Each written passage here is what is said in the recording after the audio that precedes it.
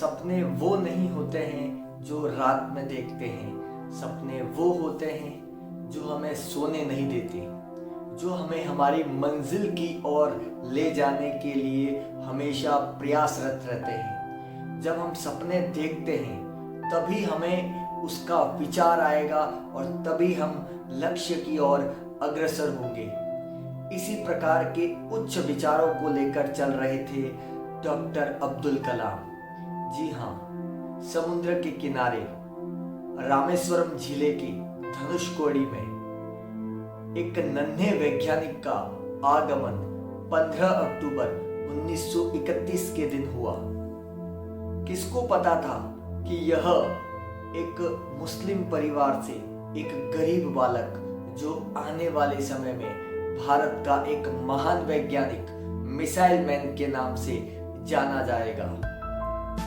अब्दुल कलाम, जिन्होंने बचपन से ही एक मन में सपना संजो लिया था कि वह बड़े होकर पायलट बनना चाहेंगे और उन्हीं सपनों को पूरा करने में लग गए थे। पर साथियों, सपने इतनी आसानी से कहां पूरे होने वाले थे। उनके रास्तों में भी बहुत कठिनाई आई, क्योंकि उनके परिवार में बहुत सारे भाई बहन थे और ऐसे में पिता का जो पेशा था वह नाविक का था, जिससे उनके घर का गुजारा नहीं हो पाता था।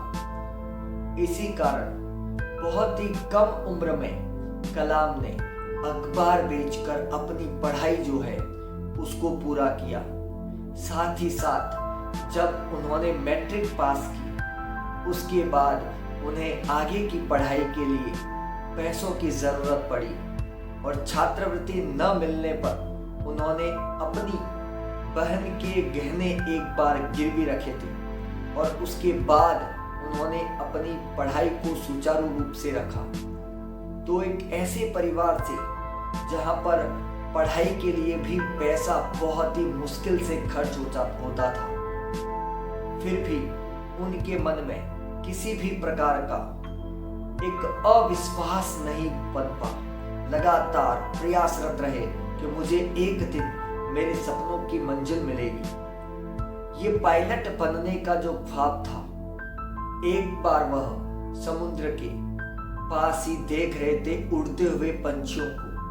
तब इन्होंने देखा कि ये पंछी किस प्रकार उड़ रहे हैं। तो जिस प्रकार से उन्होंने अपने मन में एक दृढ़ विश्वास, एक संकल्प ले लिया कि मैं भी एक दिन इन्हीं पक्षियों की तरह आसमान में उड़ूंगा, और यही सोच लेकर पायलट बनने के लिए निकल पड़े और मद्रास इंस्टीट्यूट ऑफ टेक्नोलॉजी, जहां पर इन्होंने अपनी एरोनॉटिक्स की पढ़ाई पूरी की। उसके बाद कलाम 1962 में इसरो में जुड़े। भारत का पहला स्वदेशी उपग्रह SLV-3 इन्हीं के नेतृत्व में पूरा हुआ।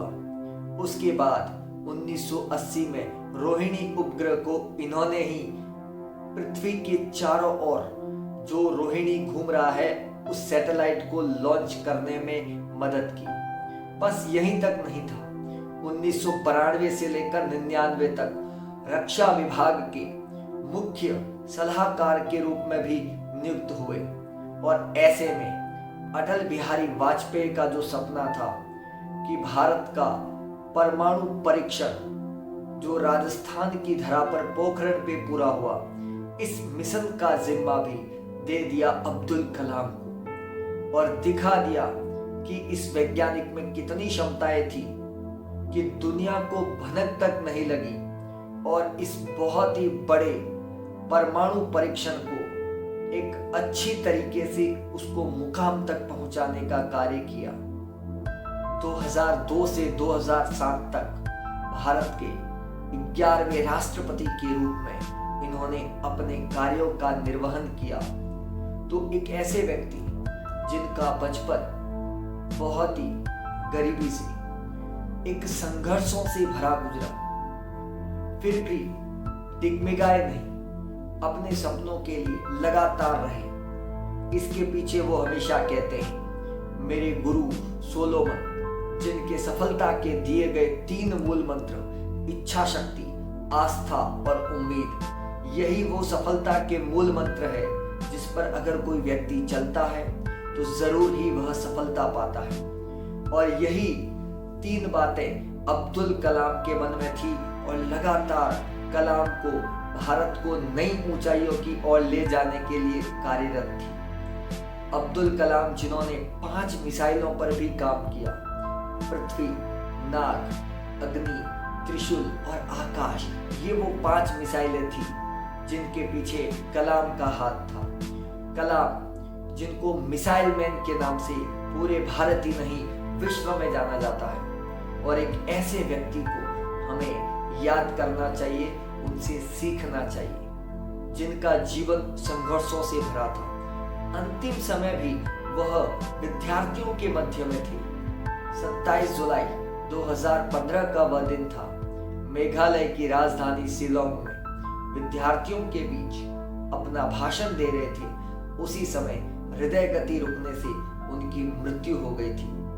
तो ऐसे अब्दुल कलाम को हम सभी को याद करना चाहिए और उनके द्वारा बताई गई बातें हमेशा स्मरण में लानी चाहिए और उनके पद चिन्हों पर चलना चाहिए, जिससे हमें भी कभी न कभी जरूर सफलता मिलेगी।